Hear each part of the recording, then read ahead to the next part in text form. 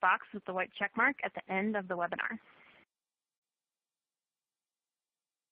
So again, thank you for attending today's webinar, 6 Ways to Improve Employee Engagement and Create a Culture of Learning.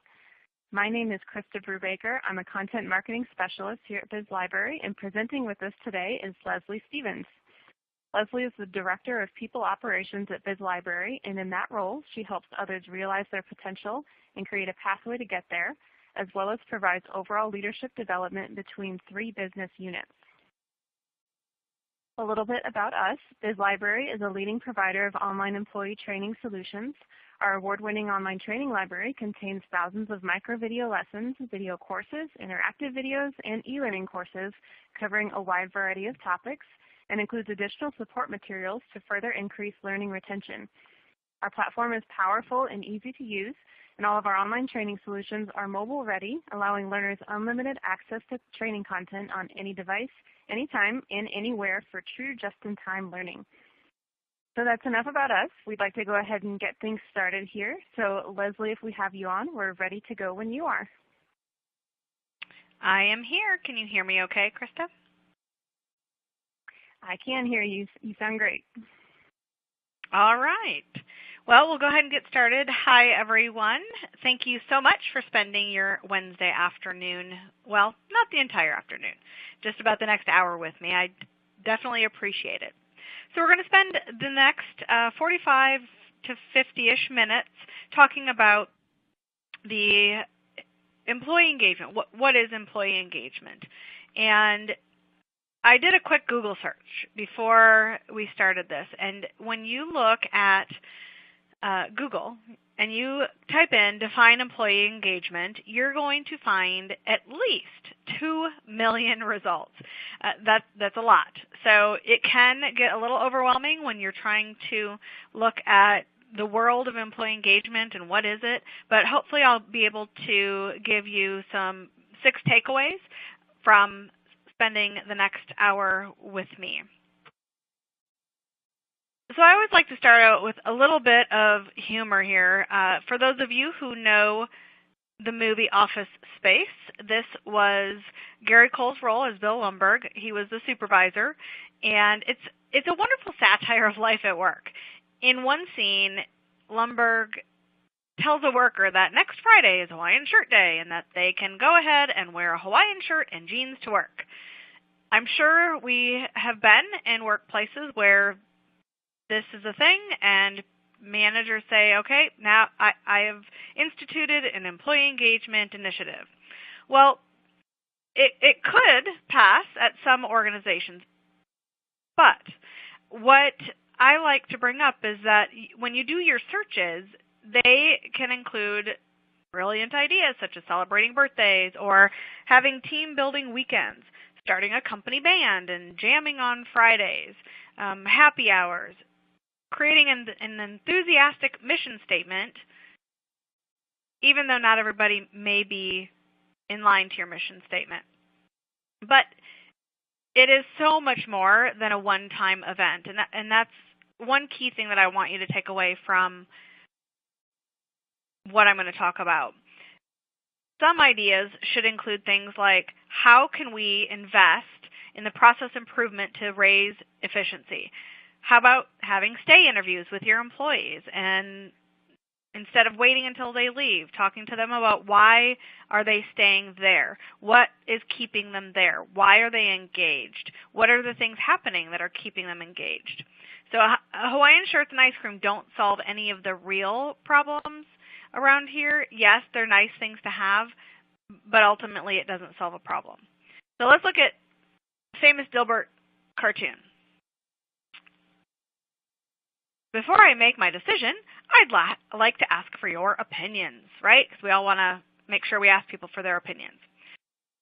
And then the manager says, well, it's supposed to make you feel engaged. So top management is always talking about employee engagement, but they don't really believe in it. If you do an online search, according to Forbes, only 36% of executives are engaged, which is about 6% more than the workers themselves. And with everyone agreeing that it takes engaged leadership to create an engaged workforce, you can see where the problem lies. And it isn't always on the front line. So it is an organizational concern, not just one area of the business. So Doug Cognant, former CEO of Campbell Soup, said, to win in the marketplace, you must first win in the workplace. And this is true in so many different businesses. I just finished reading a book called Delivering Happiness by Tony Hsieh, and he's the founder CEO of Zappos. And I highly recommend this book. It is not a book that just raves about his success. He does talk about his success, but he walks you through his decision-making process, and he describes his losses as well as his big wins. And I think that's a very important thing to understand, that when you look at your true competency as a business, what is it? How do I build a process to support it? And how do I create this great team of people that can live out that competency? How can I get those people engaged? So we're going to look through the employee engagement continuum, and it's a sliding scale. When you look at the continuum, it's not a switch.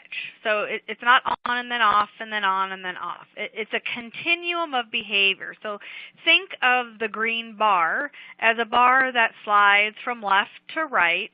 You really want it to be, of course, more towards the left, because that is going to give you a better return on investment in developing your employees.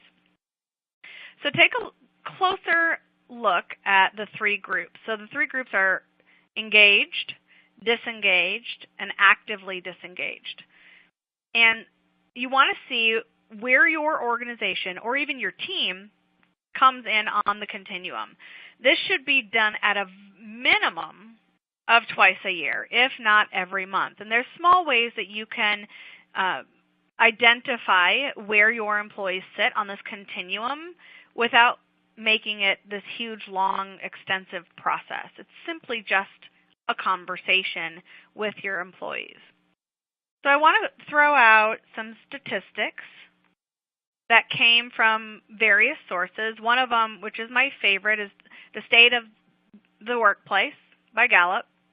And this is the 2017 study that was released. So 51% of employees are actively disengaged. And I'm going to walk you through the definitions for the three that I mentioned: engaged, disengaged, and actively disengaged. 76% of employees who did not feel valued are looking for other jobs. So that means that it could be 3/4 of your workforce today don't feel value from you. And I know some of you might be thinking, oh, it's this generation or that generation that doesn't feel valued. But you don't know unless you ask your employees the question. The third statistic is 77% of employees don't believe their manager provides them meaningful feedback. One of the ways that you can get this information is simply by conducting a stay interview, by asking them during your one-on-ones. Unfortunately, some of this information does come out in exit interviews, and by that time, it's almost too late. So what I want you to take away from these statistics is that we, as human resources, people operations, we need to work with all levels of management to ensure people are being developed, given feedback, and that we listen. We have to listen to them, whether it's upper leadership or it's employees that we manage. We need to listen to both. So one that might be a little interesting to you is that Gallup reports that women are more engaged than men in almost every type of job, including management, professional, service, and support jobs. But in leadership roles, men are more engaged than women by 15%. This is significant, and it speaks to the importance of providing development opportunities for our female leaders. So the difference here being 35% women, 50% men. Now let's take a little look at the generations. I know that this is a hot topic in the world of just managing people today.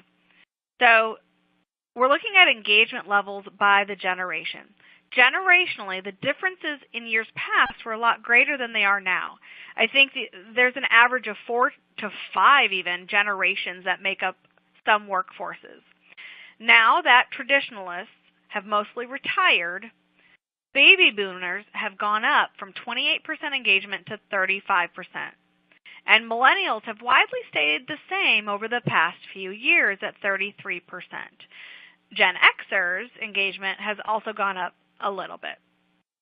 So I think what you're going to see is some will stay the same, but some will slightly increase over time. So let's look at the definitions within the 3 that we talked about. So engaged. Actively engaged employees generally help their organizations meet business goals. They're committed. That's important. I always say commitment is one of the 3 keys to success. So they're committed to their organization and its values. Do you know the values of your organization? Do you live out the values within your organization? And if not, you need to take a little bit closer look. They're consistent high performers. They have a great attitude. That's that person that when they walk in the morning, good morning, how are you doing? They have a fantastic attitude. They're motivated, right? They take initiative. They also communicate well and are always the first to step up to help others. They look to improve processes and efficiency, and they use their talents and work to grow their skills. The second one is disengaged. Disengaged employees, they do what's required. They're not necessarily going the extra mile. I said to my son the other day, honey, just rise above. Rise above and do more than what's expected. And he said, Mom, quit telling me to rise above. And I said, oh, but it makes such a big difference. So, yes, when you go an extra mile in the workforce, it does translate well into your home life as well. So I try to relate stories of work to also my home life so that my kids, who are right on the bottom of that millennial workforce, they're the ones that are going to see probably 5 to 6 generations in the workforce. So the disengaged employee, their performance is satisfactory. They're just meeting their goals, which isn't a bad thing, right? If we have an employee that's meeting their goals, that's okay. But what can we do to get them the next extra little push? They're satisfied with themselves as is and with their position in the organization. So if they're happy in their organization, you can still create a plan to keep them happy or satisfied in the role that they're in. They put in the hours, but they may not be as energetic. They come, they put in their hours, and they leave. They don't really have initiative or an emotional commitment. So you give them a task, they do the task, but they don't look beyond that task to think, I wonder if I can streamline this, or I wonder if I do it this way, it'll take 2 hours off of the time it took to complete it. It's not a job, it's a sentence. 9 to 5, 8 to 5 kind of life. So they come, they do their work, and they leave. So you can't really complain about disengaged employees, but you can't rave about them either. They're putting in the hours, not the energy, and as I said, it's not a job, it's a sentence. So these are the employees that, with a few conversations, you should be able to get them back into the engaged bucket. So are actively disengaged. These are more than just disconnected workers. They are miserable in their jobs, or they're angry at their employer. Misery loves company. So think about those employees that you know are miserable they don't want to be there. They don't suffer in silence either. They tell pretty much everybody they come into contact with. Their attitude is seen. There's an aura about them that people see, and I kind of say that it starts to infect the rest of the organization. So if you have an actively disengaged employee next to an engaged employee, that can have negative consequences on that engaged employee. It can start to bring them down. They pass around negative rumors. They could sabotage projects. So you need to really be cognizant of this makeup, right? The effects of the actively disengaged are not funny. So of the $1 billion or so that are lost annually due to lack of engagement, Gallup estimates $300 million of it are the result of actively disengaged employees. They're just poisoning morale. They're hurting productivity, specifically to those around them. And they're clogging up processes, they're wasting money, and they're chasing away customers. They're siphoning off resources. So this is the group you really want to make sure that you pay attention to, because you may not be able to always change their feeling. And these are employees that if you can't change them, it might be time for them to go, because they're going to damage the rest of the workforce. So we don't have an active poll up here, but what I want you to think about as we move through the next section, I want you to think about your workforce. Think about who you work for, who you work around. Think about the people that you interact with on a daily basis. And I'm going to run you through a few questions that I just want you to have on the top of your mind. So are those people highly motivated? Do you think they contribute to the success of the organization? Do your managers recognize them? Do your people have a positive attitude? So these are just some of the questions that I want you to think through as we continue to move forward. So another pie chart here. Most experts put employee engagement into 3 different categories, and we discussed those 3 different categories. So in general, Gallup research has found that 30% of employees are engaged. That's a third of your workforce.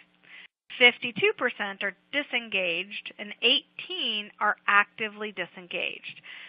So I think it's easy to take that 52% and narrow that down and let that number kind of bleed into that 30% and have that increase.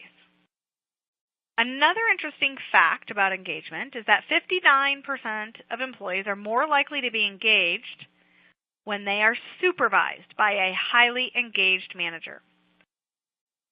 So I want you to think about those employees that are engaged, right? They're positive.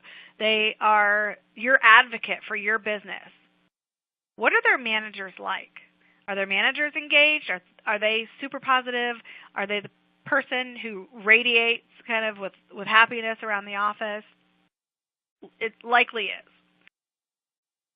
The last statistics that I'm going to throw up is, again, from the American Workplace Report. So Gallup reported that 87% of this generation rate professional or career growth and development opportunities as important to them in a job. However, only 39% strongly agree that they've learned something new in the past 30 days. So it's slightly less than 1 in 2 millennials strongly agree that they have had the opportunity to learn and grow. What I want you to take away from this is not just millennials, right?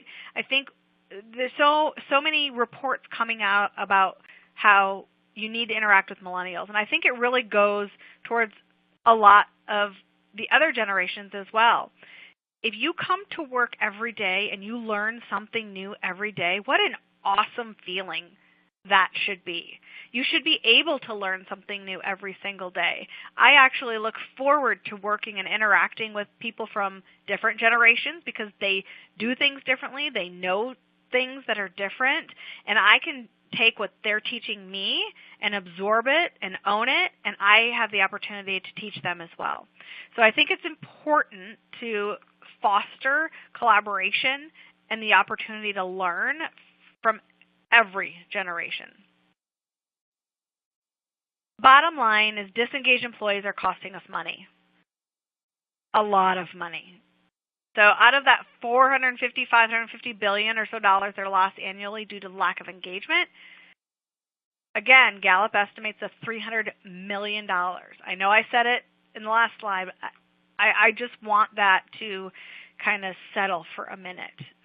These people are poisoning our morale, and we need to take this number and drop it down significantly because it's just going to continue to pull us down in the business. So where do you think your team is on the continuum? Do you think that sliding bar, that blue sliding bar, is more towards the left of engaged, or is it to the right? Are the numbers that I went over reflective of your situation? The only way to know for sure is to measure engagement. There was an article in Forbes that warns managers to take all this research for what it is, general trends, right? The author of this article highlighted a classic experiment where an elementary teacher was told that one class contained smarter and better behaved students than the other. At the end of the school year, the IQ tests of the one class far exceeded that of the others. The surprise was that students in the supposedly special class were randomly selected. They were just like all of the others. And so the learning point here is that one that's been reinforced with similar studies through the years is that teacher preconceptions affect student performance. Similarly, if managers assume their teams are engaged and they treat them that way, then chances are much greater that they will actually be engaged. So when it comes to engagement, employees are not only what they are, they also may be what they're preconceived to be. So this means that engagement levels aren't static. You, as a manager or team member, can change the level of involvement by how you act and how you lead. All it takes is understanding what the key drivers of employee engagement are. And we're going to talk about that. So everybody knows that 80% or a large portion of people quit because they're upset with their manager. I think we're going to continue to see more and more data around job fit. So I think when you think about why people are leaving us, you need to think a little bit broader about maybe, yes, it might have to do with their manager, but not just their manager. So as the old saying goes, people don't quit their job, they quit their manager. The numbers are important. They highlight the high correlation between manager effectiveness and employee engagement. So what are the benefits of creating an engaged workforce? Well, let's see. Engaged employees are 2 times more likely to help other people, so that reduces the strain on the manager. They're 2.5 times more likely to stay later. They're 3 times more likely to do something good, even if it's not expected from them. And they're 5 times more likely to recommend a job at their employer to others. So these kinds of behaviors generate results. I think one that's my favorite is that they recommend a job at their employer to others. That helps your employer brand. It reduces your recruiting costs.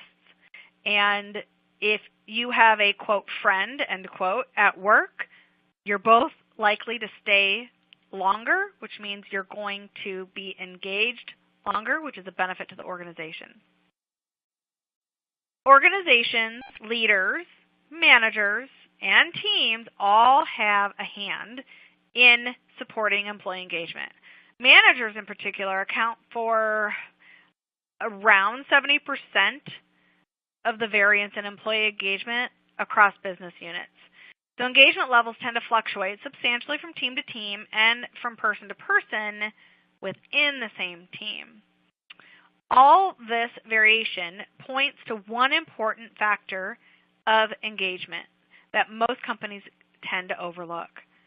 Unless employees assume some measurement of responsibility for their own engagement, the efforts of their organizations, leaders, managers, and teams may have a limited effect on improving engagement.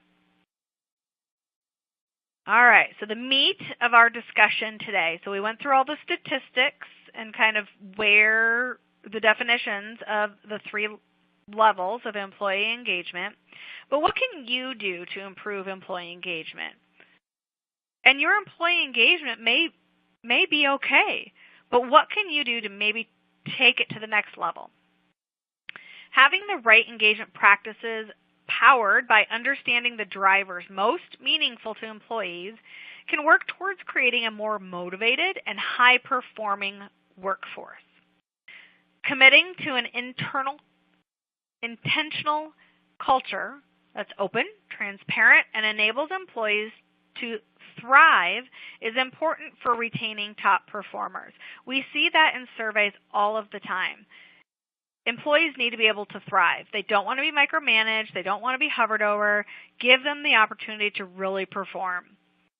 Whether it's participating in community events, celebrating coworkers, or fostering more open communication, organizations that build a culture where employee involvement matters can nail employee engagement and create a great place to work. Culture is huge. If you have a transparent culture that fosters and develops employee involvement, that is key. It's not a program, so don't think that, I'm working on my employee engagement program. It's not. It's not an initiative. It is a strategy. You need to have buy-in from your leaders that it is a strategic decision within your workforce. It's a cultural position that is an integral part of an organization's values, and it's embedded in the organizational DNA. Also, it's not just the realm of top executive. It's not just them saying, hey, we need to work on this. No matter where your organization stands on engagement, as a supervisor or a frontline team member, you always have the ability to change your own situation. Everyone else may be working in a low engagement environment, but you and your team don't have to. It could be where your organization is struggling and you make the decision to improve employee engagement within your own department. And guess what? When your department is highly engaged, it bleeds into other areas of the organization, and they start to see the great things that are happening. 6 different ways, and these are only 6. There's other ways that you can improve employee engagement, but I'm going to talk about 6. So it goes all the way from measuring engagement and working with data to finding ways to connect to every single employee. So, or measure engagement and work with data. Organizations need to use good engagement survey tools so they are measuring the right indicators of engagement, and this is so crucial. So crucial so organizations can work with information that allows for corrective action. It does no good to put out a survey to measure engagement and then do nothing about it. It's okay to organize the different things or prioritize, I should say, the different things you should work on. But if you have the data, you have to develop plans to make improvements. So define engagement in a realistic and everyday term. Employees must work towards realistic goals on a day-to-day basis. Selecting the right manager. If I could make that icon as big as the screen, I would. This is so important. Employee engagement centers on managers, manager performance, manager skill, and capability. So it's entirely logical that getting the right managers in place to begin with is so important. In many cases, top performers get rewarded with promotions, but very few top performers are adequately prepared to be managers. You must promote people to manager roles based on their skills, competencies, and traits necessary for success as a manager. The success profile for a manager is different than the success profile of individual contributors. Now, I'm not saying that top performers can't be managers as long as you develop the right skills for the right role. So then train and coach your managers on the key skills. Huge focus for today. Focus on engagement at multiple levels, senior leadership, grassroots. One of the most fascinating aspects of improving employee engagement is the way senior leadership involvement tends to start cultural shifts. Find ways to connect with every employee. This is a critical piece of the puzzle to employee engagement. It's one of the reasons manager performance is so closely linked to engagement. For each person must feel valued, and that sense of value must come from his or her own manager.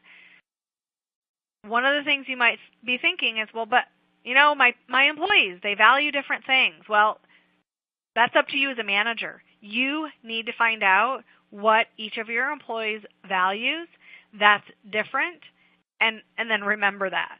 So that's a way to connect with your people. Measuring engagement, surveys and tools. There's Gallup's Q12, there's a Connexa survey, Accord Management System, HR Solutions Suite 16. There's Workforce Dynamic Solutions that I've used in the past. Key thing here is look for a tool to measure engagement. Some tools will even measure the engagement, and then depending on the package that you purchase, they will highlight different areas to work on and provide suggestions. But you need to figure out what works best for you and your organization. So here are some alternative direct measures. The field of people analytics is opening the door to much better data, and there are more direct measures for companies trying to better understand engagement levels. A company might begin by analyzing the following. So the amount of work that occurs outside normal working hours. That's to the purple leaf on the left side there. So this is a good indicator of discretionary effort. Moving up to the green leaf, the number of network connections and time spent with people outside of immediate team or region. So building a broad network beyond the core team is a sign of high engagement. So do you have departments within your team that say, oh, well, I don't want to go over and ask so-and-so because I'm afraid they're not going to, like it that I'm asking them questions. That's the very person that should be finding someone within that other team to collaborate with. Definitely will help with engagement cross-functionally. So moving to the orange leaf, the percentage of participation in ad hoc meetings and initiatives versus recurring meetings and processes. So how many of your employees actively participate? How many sit there staring at their paper, they never make eye contact, and they're scribbling, and they just don't seem interested in what's being discussed? Participation in only highly structured events can definitely be an indicator of low engagement. And then the blue leaf. Time spent collaborating directly with customers outside of normal scope of work. So this and other measures like it can indicate people are highly engaged enough to help their colleagues even when they might not get credit for. So this is just another way to look at it. So let's define engagement in realistic and everyday terms.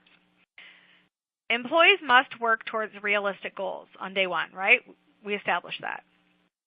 It's a day-to-day basis led by their managers, and their managers are using effective managerial skills. If they don't have all of those skills, find a way that they can learn or develop those skills. Gallup's report describes 4 different stages of employee engagement, and the stages are not too dissimilar to Maslow's hierarchy of needs. Essentially, once we have some basic workplace needs met, we move to more complex needs. So we put together, I thought it was important to include this in today's session. So here's a hierarchy of needs applied to employee engagement. And you start from your highly engaged employee, right? This is your employee that is flying high. They're doing well. They want to know, what can I do for others? I inspire others to do their best.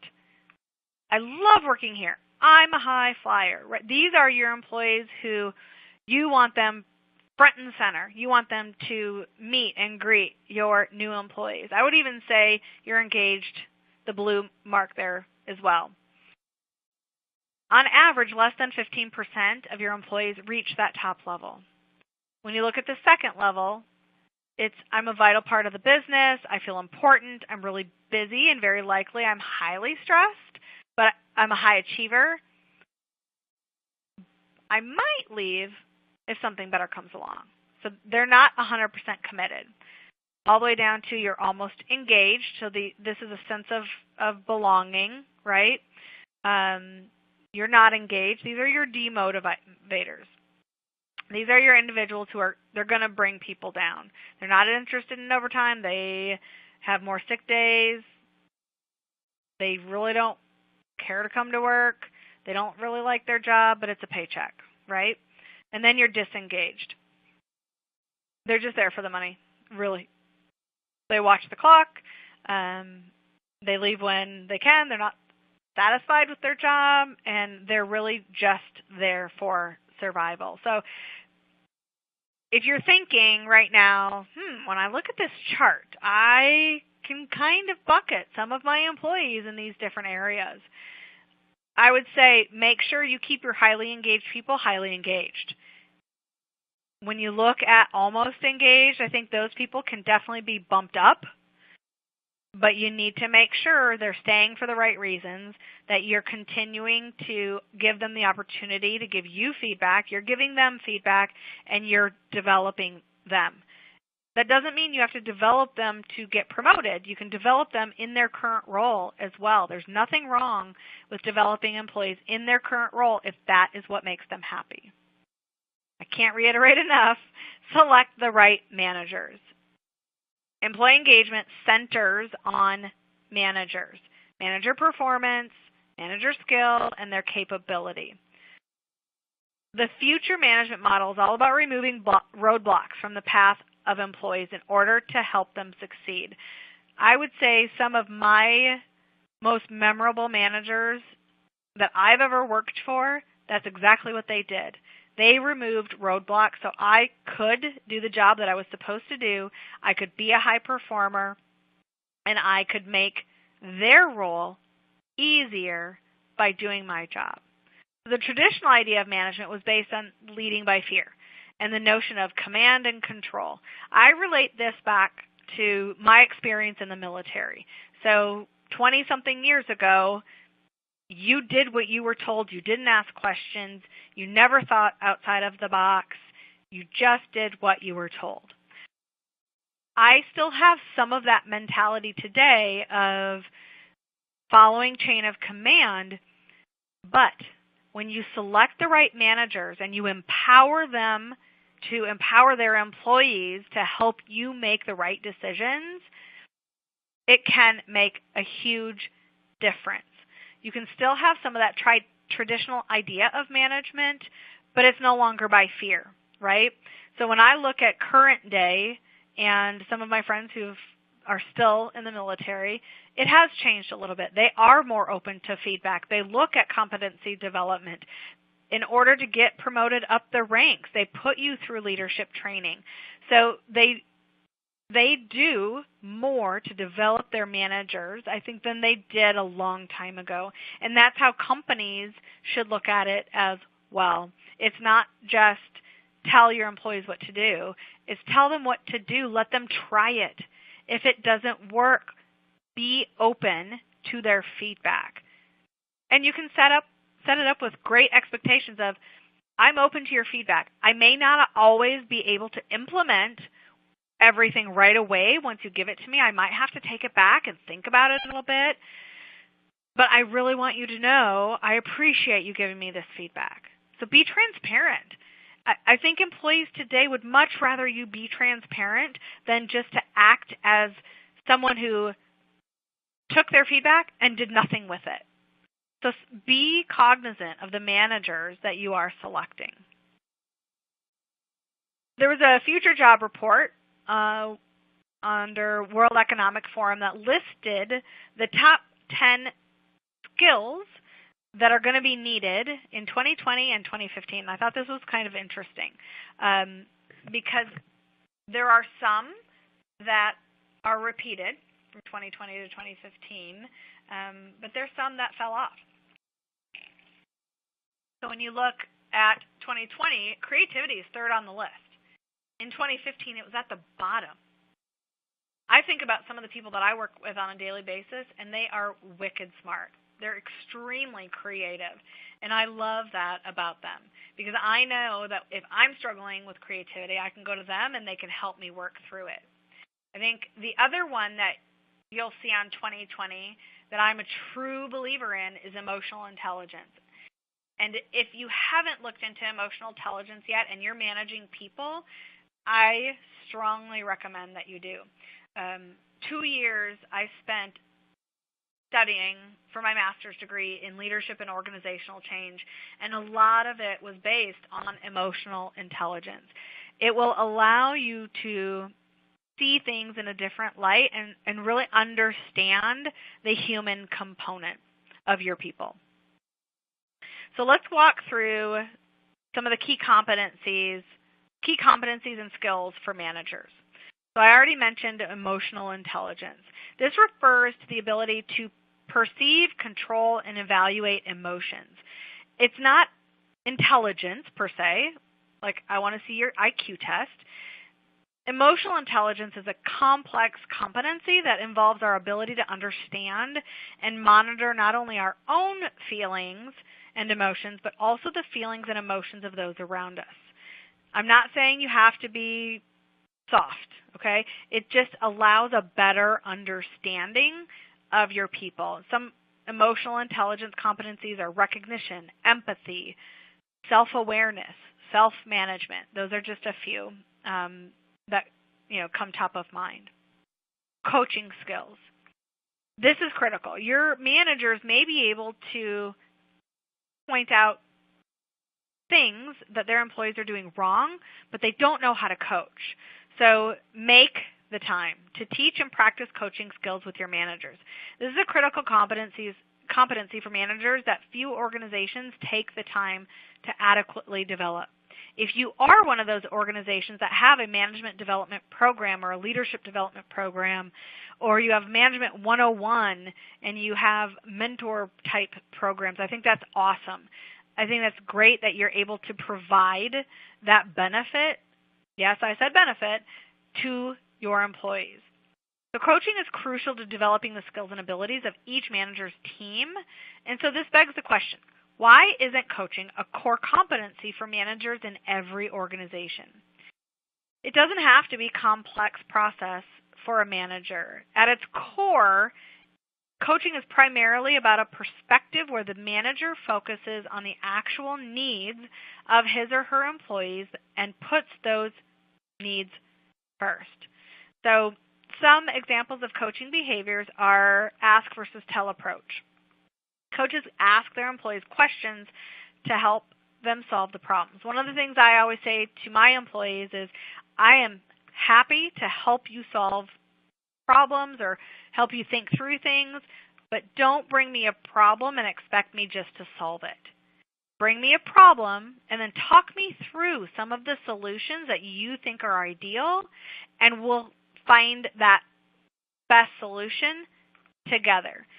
Otherwise, employees are going to keep doing that to you. They're going to keep coming to you expecting you to always solve, and it doesn't give them the capability to strategically think themselves. So why are coaching skills so important for your managers? Well, when we looked at Burson by Deloitte, released a study that the top missing skills in mid-level leaders, and there you go, number one, coaching. It's an isolated question, but when you look at it, you think, why? Why would coaching be missing? Again, it's just not something that people may have invested the time to do. The other missing skills, performance appraisal, developing others, being able to effectively manage change, communication, and just business acumen, understanding the business. Of the employee, 77% of employees don't believe their manager provides meaningful feedback to them. This is important as well. If you're meeting with your manager on a weekly basis, you should be getting some kind of performance feedback. That doesn't mean you're filling out a performance management piece of software or getting rated a 3 or a 5 in this. It's meaningful feedback to them. Hey, John, you did a great job managing the deployment of the software launch. I really appreciate the time and the extra effort that you took to make sure every detail was covered. So, that's an example of praise. Yes, there's also going to be instances where you need to give them feedback on something that maybe they didn't do that they should have done. Feedback, nonetheless, should be given to your employees on a frequent basis. The other skill is communication. This key competency flows very naturally from coaching. However, communication in today's complex workplace also requires the application of emotional intelligence. You do need to understand how best your employees communicate.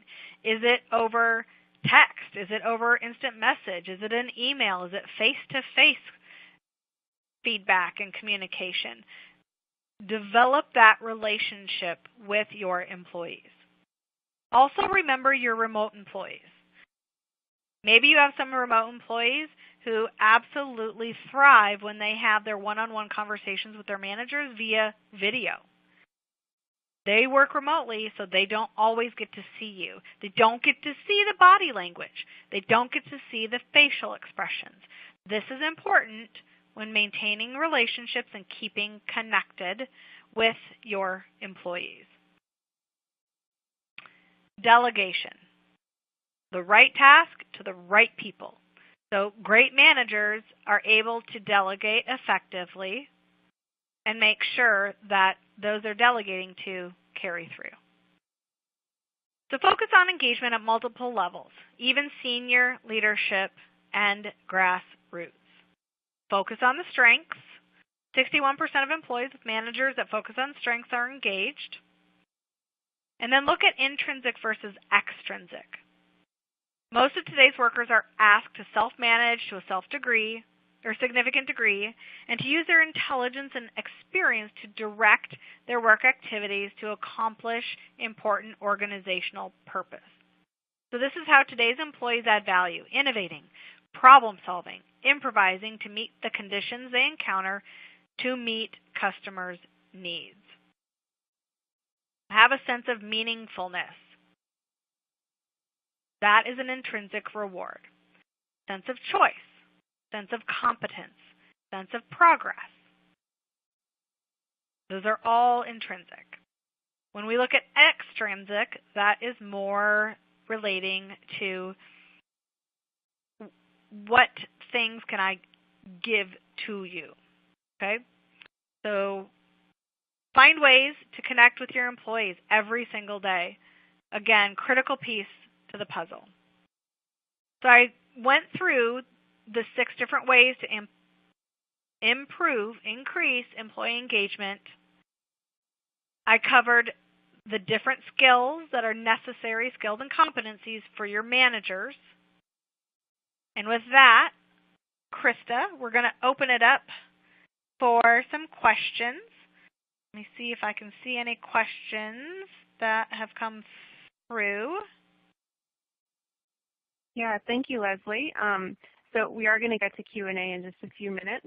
So if you have questions for Leslie, go ahead and keep sending them over through Q&A. And while you're doing that, I'm going to go ahead and share some of our recommended resources with you from the BizLibrary collection. So our first resource is the video lesson series on improving engagement. These 7 video lessons discuss what passes for employee engagement in many organizations, how to measure employee engagement, and how you can actually improve employee engagement. So this video series is available in the BizLibrary collection.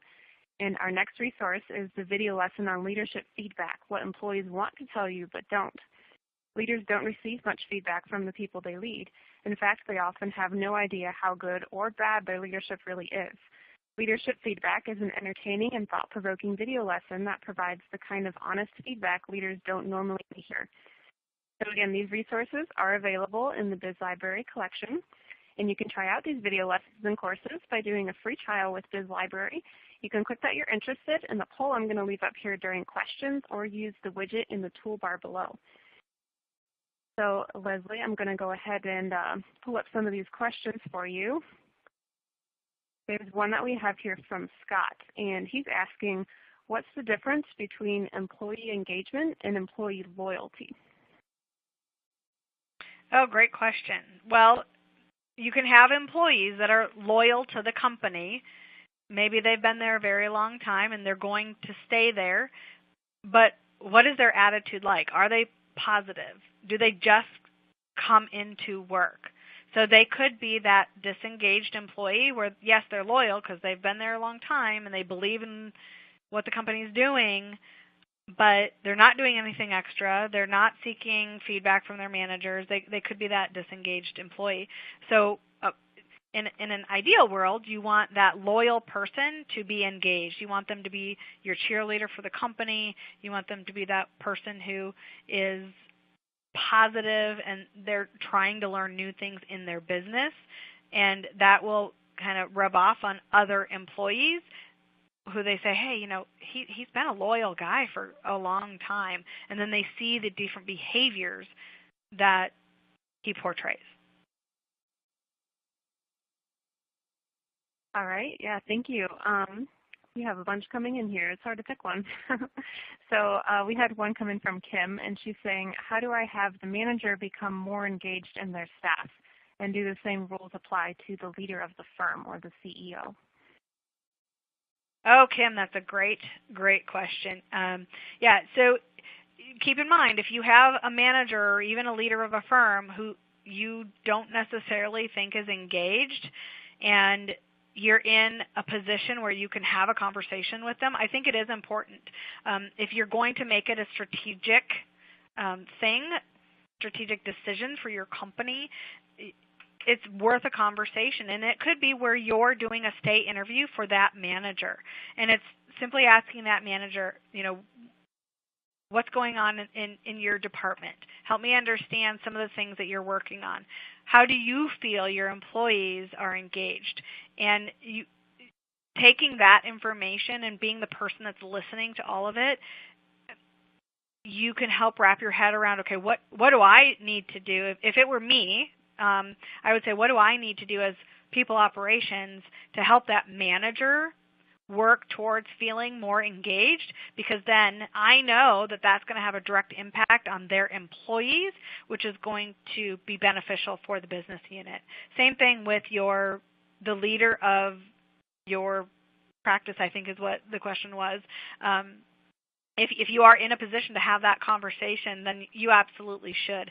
If you're not, then what I would recommend is find people that you can get them bought in to helping you increase engagement with that individual. All right, great. Yeah, leadership buy-in is definitely very important for this. We have another one here from Samantha, and she's asking, in your personal opinion, which of these 6 do you think is most important? So let me pull up this slide here again. Out of these 6 ways, personally for you, Leslie, which one would you suggest to focus on? Well, I think I said it a couple times.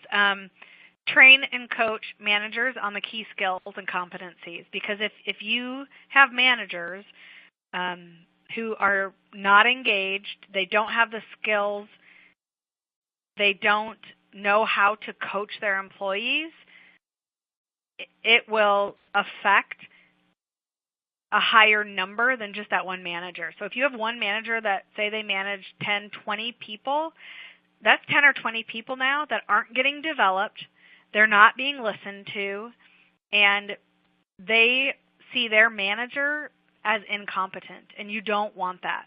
So I think the the biggest one is right in the middle. It's training, coach, or managers.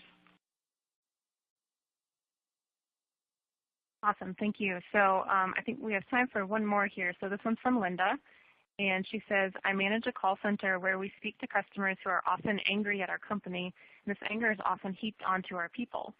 In this role where we don't have varied tasks to offer, how do you realistically engage employees? Oh, that's an awesome question. Yeah, that's hard. I give credit to everyone that's in a customer service type of a role and that they have to listen to people who are upset. I think of Chick-fil-A. They have great customer service.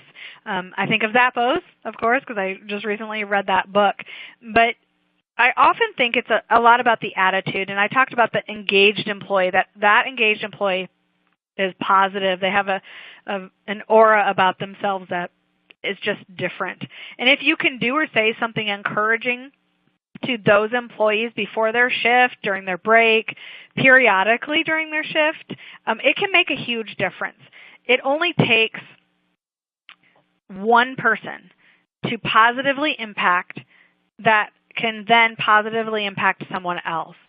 And so if you can make that shift towards encouraging people, and maybe it's sending them a quote, it's something to start their day off or their shift off in a positive light, or being the manager that listens as well. I think that's the other important piece, is let your people know you're willing to listen to them, because they're going to be getting yelled at possibly, but they need to have a place to vent as well. And you need to have that transparent of an environment to be open to that. All right, thank you, Leslie, for answering those questions, and thank you to everyone who did send in questions. We had a lot of good ones. So again, we want to let you know this webinar is approved for 1 hour of SHRM and HRCI credit. So don't forget to download your completion certificate from the link below, and we'll also provide a link in an email that will be sent out around 4 p.m. Central Time today. And don't forget to register and join us for future webinars. Up next on Halloween, we have Frightfully Unprepared, Training New Managers for Success. On November 14th, we have Employees, Can't Live With Them, Can't Live Without Them, a webinar about employee engagement presented by Lori Kleiman, and then Developing Your Leader's Emotional Intelligence on November 29th. So you can see all of our upcoming webinars and on-demand webinars at bizlibrary.com/resources and click on the Webinars tab. So we want to say a big thank you to Leslie for presenting with us today, and thank you to all of you who joined us. We hope you have a great rest of the day.